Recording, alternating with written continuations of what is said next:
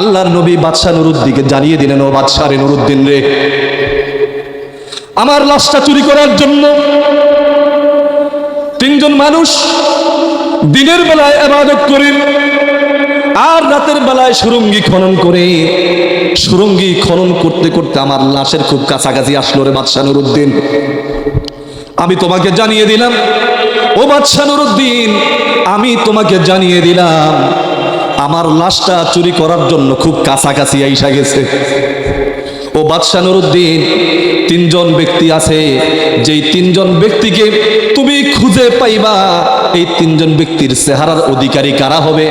ও বাদশাহ নুরুদ্দিন, আমি তোমার কাছে ফেস করে দিলাম, ওপেন করে দিলাম। আল্লাহর নবী বললেন, আল্লাহর নবী বিশ্বনবী জনাবে মুহাম্মদুর রাসূলুল্লাহ সাল্লাল্লাহু আলাইহি ওয়াসাল্লাম বললেন, বাদশাহ নুরুদ্দিন রে, ওই তিনজন যারা দিনের বেলায় ইবাদত করে আর রাতের বেলায় সুরঙ্গি খনন করে, এদের চোখের চেহারাটা, চোখটা নীল বর্ণের হবে। কোন বর্ণের? নীল বর্ণের হবে। এই বার্তা দেখাই দিলেন। বাদশাহ নুরুদ্দিনের ঘুম ভেঙে গেল। এবার বাদশাহ নুরুদ্দিন ঘুম ভাঙার পরে উযু করলেন, আল্লাহর প্রশংসা আদায় করলেন আর নামাজের মোস্তাক আনলেন। ইয়া রাসূলুল্লাহ, ইয়া হাবিবাল্লাহ, আপনাকে আমি দেখি নাই, কত কাফেরেরা দেখেছে, আমি বাদশাহ নুরুদ্দিন আপনাকে দেখি নাই। আপনার সম্মান বুঝেছি, কোরআন পড়েছি, হাদিস পড়েছি, সেখান থেকে আপনার সম্মান বুঝেছি। ইয়া রাসূলুল্লাহ, ইয়া হাবিবাল্লাহ, আপনি আমাকে দেখা দিয়েছেন, আপনি আমাকে এমন চোখটা শিথিল করে দেন, যাহা এত শিথিল করে দেন যে শিথিলতার কারণে আমি আপনাকে আবারও স্পষ্ট ভাষায় দেখতে পারি। আপনি তো আমাকে একটা দায়িত্ব দিয়ে দিলেন, একটা দায়িত্বের ভার আমাকে দিয়ে দিলেন। এই দায়িত্ব আমি জানি না কতটুকু করতে পারবো। ফজরের নামাজ শেষ হয়ে গেল। ফজরের নামাজ শেষ হওয়ার পরে বাদশাহ নুরুদ্দিন এবার তার সিংহাসনের ডানে বামে যত নেতা চামচারা আছে, প্রত্যেকটা নেতা চামচারে ডাকলেন, এলাকার লোকদেরকে খবর দিলেন। খবর দেওয়ার পরে সকল নেতা উপস্থিত হইল।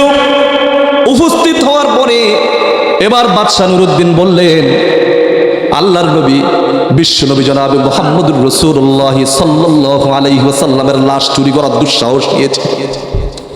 কারা যেন রাসূল করিম সাল্লাল্লাহু আলাইহি ওয়াসাল্লামের লাশ চুরি করার ষড়যন্ত্র করছে। ওটা চমৎকার ভবন নয়, বিল্ডিং নয়, সুন্দরী রূপসী তরুণী নারী নয়, নেতৃত্ব নয়। ওরা যদি প্রমাণ সূর্যটা আমার ডান হাতে এনে দেয় আর আকাশের চন্দ্রটাকে যদি আমার বাম হাতে এনে দেয়, আল্লাহর কসম চাচা, আমি যে কালেমার মিশন নিয়ে এই দুনিয়ার জমিনে এসেছি, এই কালেমার দাওয়াত দিতেই থাকবো, কালেমার দাওয়াত দিতেই থাকবো, কালেমার দাওয়াত বন্ধ করব না। আবু তালেব সাফ সাফ আল্লাহর নবীর এই বাণী বার্তা আবু জাহেলের কাছে পৌঁছাইয়া দিল। ও আবু জাহেল রে, আমার ভাতিজাকে কোনো লোভনীয় প্রস্তাব দিয়ে ভাতিজাকে ম্যানেজ করা যাবে না। কোনো লোভনীয় প্রস্তাব আমার ভাতিজা গ্রহণ করবে না। তার কারণ হলো সে তো নবী, সে আল্লাহর পক্ষ থেকে যখন ওহী আসে, ওই বার্তা নিয়ে জাতির কাছে পৌঁছায়। তোমার এই দুনিয়ার সকল ক্ষমতা এক জায়গায়, আর আল্লাহর পক্ষ থেকে যেই ক্ষমতা এবং যেই কথা আমার ভাতিজার কাছে আসে, এই কথার কাছে তাম পৃথিবীর কথা আরেক জায়গায় বিন্দু মাত্র কোনো আমার ভাতিজার কাছে কোনো মূল্য নাই। সেই কাল থেকে শুরু করে এখন পর্যন্ত এই বর্তমান পরিস্থিতিতে, এই বর্তমান অবস্থায় যখন আল্লাহর কোরআনের সত্যের বাণীগুলি জাতির সামনে উপস্থাপন করা হয়, জাতির সামনে কোরআনের সত্য কথাগুলি যখন জাতির সামনে উপস্থাপন করা হয়, এক প্রকারের লোক এই কোরআনের সত্য কথা বন্ধ করে দেওয়ার জন্য চেষ্টা করে। কথা বলেন, এটা কি আপনারা করেন না? আল্লাহ থেকে সেই পুরাণ, সেইখান থেকে শুরু করে এই কাজগুলি করে। আর এই কাজগুলি করার পেছনে একটা কারণ আছে। এই কাজগুলি করার পেছনে কি আছে? একটা কারণ আছে। একটু সংক্ষিপ্ত সেদিকে যাই। একটু যদি আমরা তেলাওয়াতে আসি, সর্বপ্রথম যদি আসি, আলহামদুলিল্লাহি রাব্বিল আলামিন, এই সূরাটা কার? আরো ধরে কখন প্রত্যেকে জানি না? প্রত্যেকে জানে কিনা? আমি টান দিলাম আলহামদুলিল্লাহি রাব্বিল আলামিন। এখানে কি টান কম বেশি হয়? আজকে ইচ্ছে করলাম আজকে এই তেলাওয়াত করবো নোয়াখালীর সুরে, আজকে এই তেলাওয়াত করবো চট্টগ্রামের সুরে। ইংরেজি ভাষাভাষী মানুষ যখন তারা ওই কোরআনকে তেলাওয়াত করে, সুন্দর করে তেলাওয়াত করে, আল্লাহ সুবহানাহু ওয়া তাআলা জানিয়ে দিলেন ইন্না আনজালনাহু কুরআনান আরাবিয়্যান লাআল্লাকুম তাআকিলুন। আল্লাহু আকবার।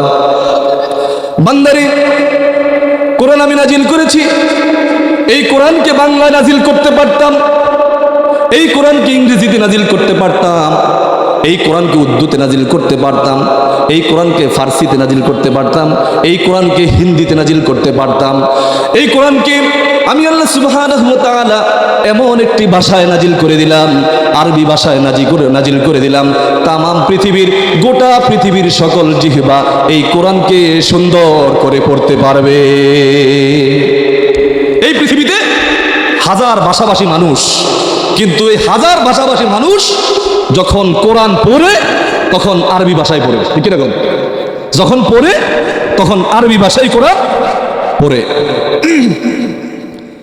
আল্লাহ সুবহানাহু ওয়া তাআলা কোরআনের মধ্যে তিলাওয়াত করেছেন ওয়াকালাল্লাযীনা কাফারু লা তাসমাউ লিহাযাল কুরআনি ওয়ালগাউ ফীহি লাআল্লাকুম তাগলিবুন। আল্লাহু আকবার বলেন। লা তাসমাউ, শ্রবণ করো না, শুনতে যেও না। কার কথা শুনতে যেও না? কোরআনের কথা শুনতে যেও না। অলগাউ ফীহি লাআল্লাকুম তাগলিবুন, আশা করা যায় তোমরা বিজয়ী হয়ে যাবে। সুবহানাল্লাহ বলেন। তারা তো জানতো এই কোরআনের আকর্ষণটা কি, এই কোরআনের আকর্ষণটা কি বিকর্ষণে নিয়ে যাওয়ার জন্য তারা সর্বোচ্চ চেষ্টা চালাইতো। এই চেষ্টা চালানোর পরে এই ইহুদি খ্রিস্টান নাসারারা আন্দোলনের ডাক দিল। আমার নবীর পক্ষেও কিছু লোক গেল, ইহুদি খ্রিস্টান নাসারাদের পক্ষেও কিছু লোক গেল। শুনবেন, আলোচনা কি চলবো? কষ্ট পান না তো? চলবে ইনশাল্লাহ। আল্লাহর নবী, বিশ্বনবী, আখির জামানার পয়গম্বর জনাবে মুহাম্মদুর রাসূলুল্লাহ সাল্লাল্লাহু আলাইহি ওয়াসাল্লামের পক্ষে কিছু লোক আসলো, ইহুদিদের পক্ষেও কিছু লোক গেল। এবার ইহুদিরা চক্রান্ত করলো যে কোরআনের আকর্ষণটাতে কি তারা জানে, এই কোরআনের আকর্ষণ থেকে বিকর্ষণে যদি নিয়ে যাওয়া যায় তাদের ব্যবসা জমজমাট হবে, তাদের ব্যবসা ভালো হবে। এই চিন্তা চেতনা করে তারা সিদ্ধান্ত নিল আল্লাহর নবী, বিশ্বনবী জনাব মুহাম্মদুর রাসূলুল্লাহ সাল্লাল্লাহু আলাইহি ওয়াসাল্লাম তো মসজিদে নববীর পাশেই শায়িত, মসজিদে নববীর পাশেই তার কবরস্থ করা হয়েছে। এবার কাফেররা চিন্তা করলো, কত বড় দুঃসাহস গ্রহণ করলো তারা। দেখেন, আল্লাহর নবী, বিশ্বনবী, আখির জামানার পয়গম্বর জনাবে মুহাম্মদুর রাসূলুল্লাহ সাল্লাল্লাহু আলাইহি ওয়াসাল্লামের লাশ চুরি করার দুঃসাহস পর্যন্ত কাফেররা নিয়েছে। এবার এই ষড়যন্ত্র করার পরে তারা হুঙ্কার দিল, তারা বার্তা দিল, কোন ব্যক্তি আছো, আল্লাহর নবীর লাশটা তো মসজিদে নববীর পাশেই শায়িত, আল্লাহর রসুলের লাশটা যদি চুরি কইরা আনা যায় তাকে বিশাল পুরস্কারে পুরস্কৃত করা হবে। দেখছেন কত বড় দুঃসাহস। মুসলমান দিন হারিয়ে ফেলবে, মুসলমান দিন থেকে বিচ্ছিন্ন হয়ে যাবে, কারণ মুসলমানদের কলিজা হলো একজন মুহাম্মদুর রাসূলুল্লাহ সাল্লাল্লাহু আলাইহি ওয়াসাল্লাম। মুসলমানের হার্ট একজন, তিনি হলেন মুহাম্মদুর রাসূলুল্লাহ সাল্লাল্লাহু আলাইহি ওয়াসাল্লাম। যখন এই ষড়যন্ত্র জাল বুনল, তিনজন প্রতিনিধি পাঠিয়ে দিল মদিনার মাটিতে। এই তিনজন প্রতিনিধি মদিনার মাটিতে আসলেন। মদিনার মাটিতে আসার পরে এই তিনজন প্রতিনিধি মসজিদে নববীতে প্রবেশ করলেন। নামাজ শেষ হওয়ার পরে সব সাহাবীরা যার যার স্থানে বাসায় চলে যায়, আর এই তিনজন প্রতিনিধি খুব ইশকের মধ্যে থাকে, দুরুদের মধ্যে থাকে, নামাজের মধ্যে থাকে। এবার মদিনার মাটিতে মুসল্লিদের মধ্যে, সাহাবীদের মধ্যে চিন্তা লাগলো, তিনজন বিদেশি মেহমান, এই তিনজন বিদেশি মেহমান এতটা বুজুর্গ, তারা খায় না, বাহিরে বের হয় না, শুধু নামাজের মধ্যে দোয়া কালামে ব্যস্ত থাকে। বুজুর্গ মানুষ, আসলে কি বুজুর্গ? কথা কয় না, আসলে বুজুর্গ, ব্যস্ত থাকে। দিনের বেলায় ইবাদত করে, রাত্রের বেলায় সুরঙ্গি খনন করে আল্লাহর নবীর লাশটা চুরি করার জন্য। এবার দিন যাইতেছে, মাস যাইতেছে, আর দিনের বেলায় ইবাদত করে, রাতের বেলায় সুরঙ্গি খনন করে রাসূলের লাশটা চুরি করার জন্য। যখন দিন গেল, মাস গেল, আস্তে আস্তে নবীর লাশের কাছাকাছি গেল, এমত অবস্থায় তখনকার একজন শাসক ছিল, বুজুর্গ একজন শাসক ছিল, বাদশাহ নুরউদ্দিন। কথা বলেন, কি শাসক? ওয়াজ মনে রাখতে হইব, কি শাসক শুনি নেই, ধরে বলেন। বাদশাহ নুরউদ্দিন তখনকার একজন শাসক ছিলেন। এই বাদশাহ নুরউদ্দিনকে আল্লাহর নবী, বিশ্ব নবী জনাব মুহাম্মদুর রাসূলুল্লাহ সাল্লাল্লাহু আলাইহি ওয়াসাল্লাম স্বপ্নে সাক্ষাৎ করলেন। স্বপ্নে সাক্ষাৎ দেওয়ার পরে আল্লাহর নবী বাদশাহ নুরউদ্দিনকে জানিয়ে দিলেন, ও বাদশাহ নুরউদ্দিন রে, আমার লাশটা চুরি করার জন্য তিনজন মানুষ দিনের বেলায় ইবাদত করে আর রাতের বেলায় সুরঙ্গি খনন করে, সুরঙ্গি খনন করতে করতে আমার লাশের খুব কাছাকাছি আসলো রে বাদশাহ নুরউদ্দিন। আমি তোমাকে জানিয়ে দিলাম, ও বাদশাহ নুরউদ্দিন, আমি তোমাকে জানিয়ে দিলাম, আমার লাশটা চুরি করার জন্য খুব কাছাকাছি আইসা গেছে। ও বাদশাহ নুরউদ্দিন, তিনজন ব্যক্তি আছে, যেই তিনজন ব্যক্তিকে তুমি খুঁজে পাইবা, এই তিনজন ব্যক্তির চেহারার অধিকারী কারা হবে? ও বাদশাহ নুরউদ্দিন, আমি তোমার কাছে ফেস করে দিলাম, ওপেন করে দিলাম। আল্লাহর নবী বললেন, আল্লাহর নবী বিশ্বনবী জনাবে মুহাম্মদুর রাসূলুল্লাহ সাল্লাল্লাহু আলাইহি ওয়াসাল্লাম বললেন, বাদশাহ নুরউদ্দিন রে, ওই তিনজন যারা দিনের বেলায় ইবাদত করে আর রাতের বেলায় সুরঙ্গি খনন করে, এদের চোখের চেহারাটা, চোখটা নীল বর্ণের হবে। কোন বর্ণের? নীল বর্ণের হবে। এই বার্তা দেখাই দিলেন। বাদশাহ নুরউদ্দিনের ঘুম ভেঙে গেল। এবার বাদশাহ নুরউদ্দিন ঘুম ভাঙার পরে উযু করলেন, আল্লাহর প্রশংসা আদায় করলেন, আর নামাজের মস্তায় কানলেন, ইয়া রাসূলুল্লাহ, ইয়া হাবিবাল্লাহ, আপনাকে আমি দেখি নাই, কত কাফেরেরা দেখেছে, আমি বাদশাহ নুরউদ্দিন আপনাকে দেখি নাই। আপনার সম্মান বুঝেছি, কোরআন পড়েছি, হাদিস পড়েছি, সেখান থেকে আপনার সম্মান বুঝেছি। ইয়া রাসূলুল্লাহ, ইয়া হাবিবাল্লাহ, আপনি আমাকে দেখা দিয়েছেন, আপনি আমাকে এমন চোখটা শিথিল করে দেন, যাহা এত শিথিল করে দেন যে শিথিলতার কারণে আমি আপনাকে আবারও স্পষ্ট ভাষায় দেখতে পারি। আপনি তো আমাকে একটা দায়িত্ব দিয়ে দিলেন, একটা দায়িত্বের ভার আমাকে দিয়ে দিলেন, এই দায়িত্ব আমি জানি না কতটুকু করতে পারবো। ফজরের নামাজ শেষ হয়ে গেল। ফজরের নামাজ শেষ হওয়ার পরে বাদশাহ নুরউদ্দিন এবার তার সিংহাসনের ডানে বামে যত নেতা চামচারা আছে, প্রত্যেকটা নেতা চামচারে ডাকলেন, এলাকার লোকদেরকে খবর দিলেন। খবর দেওয়ার পরে সকল নেতা উপস্থিত হইল। উপস্থিত হওয়ার পরে এবার বাদশাহ নুরউদ্দিন বললেন, আল্লাহর নবী বিশ্বনবী জনাবে মুহাম্মদুর রাসূলুল্লাহ সাল্লাল্লাহু আলাইহি ওয়াসাল্লামের লাশ চুরি করার দুঃসাহস নিয়েছে। কারা যেন রাসূল করিম সাল্লাল্লাহু আলাইহি ওয়াসাল্লামের লাশ চুরি করার ষড়যন্ত্র করছে, দেখো তো, প্রত্যেকটা জায়গায় লোক লাগায় দাও, কোন লোকে এত বড় ষড়যন্ত্র করছে, বিশ্বনবীর লাশ চুরি করার সিদ্ধান্ত নিয়েছে। প্রত্যেকটা জায়গায় এলান করে দিল। এবার প্রত্যেকটা লোক প্রত্যেকটা জায়গায় খুঁজতে শুরু করলো। এক পর্যায়ে খুঁজতে খুঁজতে খুঁজতে খুঁজতে কোনো ফল মিলতেছে না। প্রত্যেকের জায়গা থেকে আইসা পড়ে বাদশা নুরুদ্দিন, এমন কোন লোকের তো সন্ধান পাওয়া যায় না, এমন কোন লোকের সন্ধান নাই, সন্ধান পাইতেও আসে নাকি, কারণ প্রত্যেকটা জায়গা থেকে পায় নাই শব্দই আসে। এবার বাদশা নুরুদ্দিন আবার প্রত্যেককে ডাকলেন। ডাকার পরে যখন প্রত্যেকটা লোক বাদশা নুরুদ্দিনের কাছে উপস্থিত হইল, শরণাপন্ন হইল, এবার বাদশা নুরুদ্দিন বললেন, আমার কাছে মনে হয় মদিনার মাটিতে আরো অনেক লোক বাকি আছে, দাওয়াত পৌঁছায় নাই, ভালো করে তলব করো কোন কোন লোকগুলি এই দাওয়াতে পৌঁছায় নাই। যখন এবার আলটিমেটাম দিয়ে দিলেন, বাদশা নুরুদ্দিন যখন আলটিমেটাম দিয়ে দিলেন, আমার কাছে মনে হয় সঠিক দাওয়াতটা প্রত্যেকের কাছে পৌঁছাইতে পারো নাই, অনেক লোক নাই, ভালো করে খোঁজ খবর নাও বাকি আছে কিনা।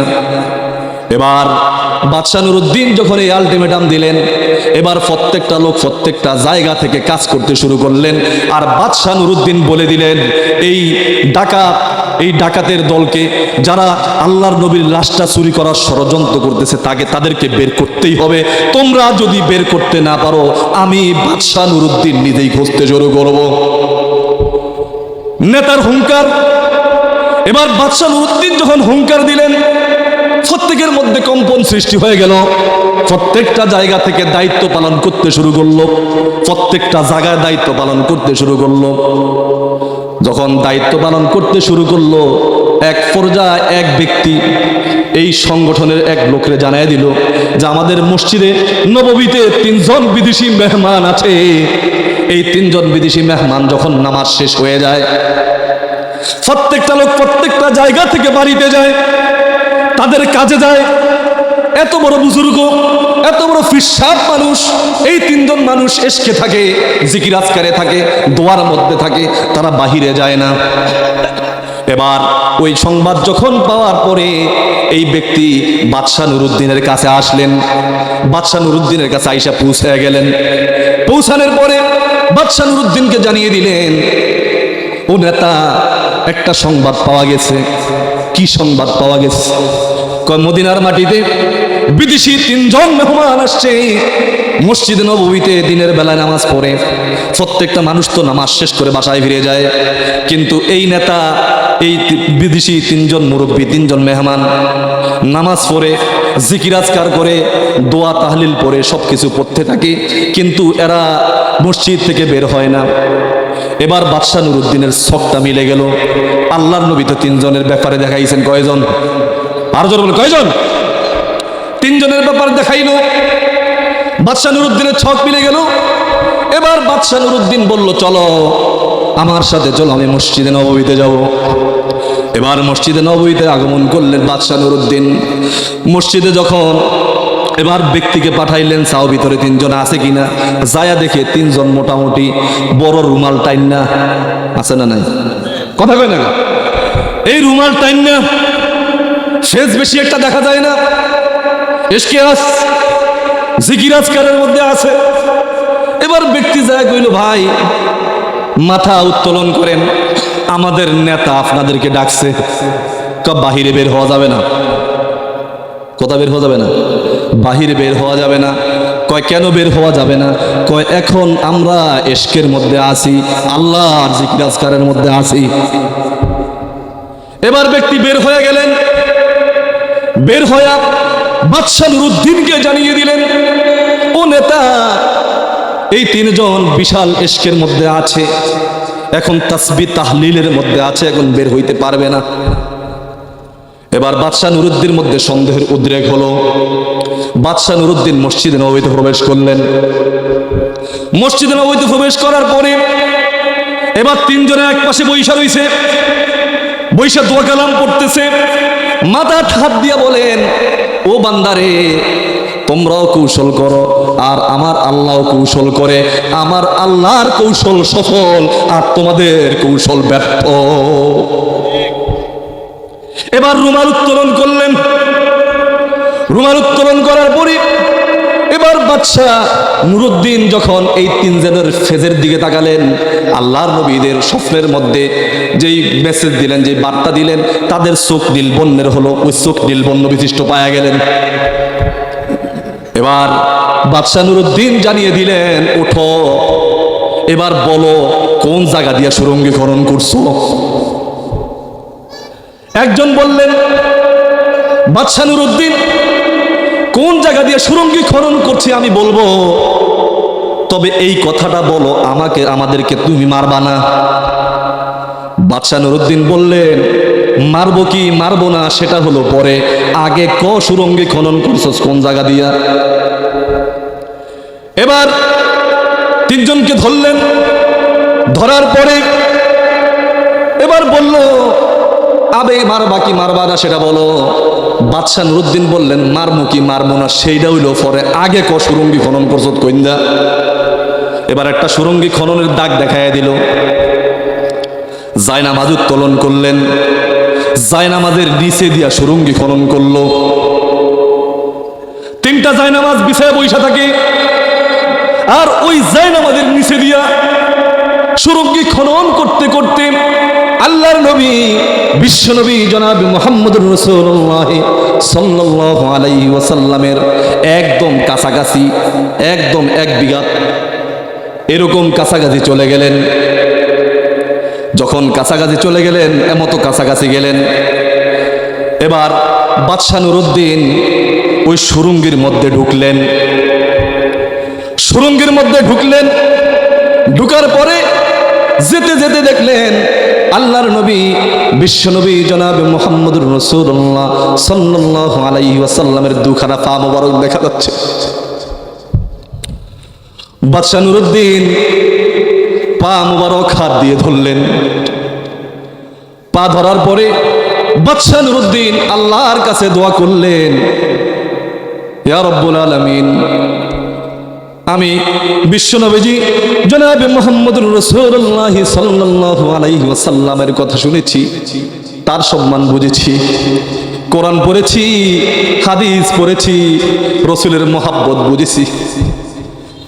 ইয়া রাসূলুল্লাহ, ইয়া হাবিবাল্লাহ, হে রব্বুল আলামিন, আমি বাদশাহ নুরউদ্দিনের যদি কোথাও স্থান না হয়, মুহাম্মদুর রাসূলুল্লাহ সাল্লাল্লাহু আলাইহি ওয়াসাল্লামের পায়ের স্থানে আমার স্থানটা করে দিও। আল্লাহ রাব্বুল আলামিন তার দোয়া কবুল করলেন। এবার দেখেন কত বড় ষড়যন্ত্র করছে এরা। আল্লাহর নবী, বিশ্ব নবী জনাব মুহাম্মদুর রাসূলুল্লাহ সাল্লাল্লাহু আলাইহি ওয়াসাল্লামের লাশ চুরি করার দুঃসাহস পর্যন্ত নিয়েছে। ওরা মাঠে ঘাটে, রাস্তাঘাটে এমন কোনো জায়গা নাই যেখানে ওরা সমস্যা করে নেয়, বাধা দেয় নাই। এত বড় দুঃসাহস যদি ইহুদি খ্রিস্টান নাসারা কাফেররা যদি নিতে পারে, সেই ইহুদি খ্রিস্টান নাসারা বৌদ্ধদের সালা চামুন্ডা আছে না নাই? ধরে কোন আছে না নাই? এই সালা চামুন্ডারও ইসলামকে ধ্বংস করার জন্য, কোরআনকে ধ্বংস করার জন্য, কোরআনের বাণীকে ধ্বংস করার জন্য এরা সর্বোচ্চ চেষ্টা চালায়। মুসলমানদের মধ্যে হাঙ্গামা দাঙ্গামা বাজায় দেয়। কথা কইল, মুসলমানের মধ্যে হাঙ্গামা লাগিয়ে দেয়, আর ওরা লবণ থুয়া বড়ি খায়। এই জন্য এই হাঙ্গামা দাঙ্গামা থেকে যদি পরিত্রাণ পাইতে হয়, শুধুমাত্র একমাত্র কার কাছে আসতে হবে? আর যখন কার কাছে? আল্লাহর কোরআনের কাছে আসতে হবে। আল্লাহর কোরআন জানলে পরে, আল্লাহর কোরআন বুঝতে পরে, তাহলে এই হাঙ্গামা দাঙ্গামা কাজে লাগাইতে পারবে না। এই জন্য